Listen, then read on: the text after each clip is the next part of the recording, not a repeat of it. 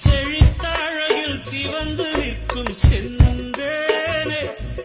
என் கழுத்து வரையில் ஆசை வந்து நின்றேனே வெறித்த கண்ணால் கண்கள் விழுங்கும் பெண்மானே உன் கனத்த கூந்தலில் காட்டுக்குள்ளே காணாமல் நான் போனேனே இருதயத்தினுள்ளே ஓலை ஒன்று கோதிக்க எந்த மூடி போட்டு நான் என்னை மறைக்க தொடட்டுமா தொல்லை நீக்க தங்கத்தாமரை மகளே வாழுக அத்தித்தாவது மனமே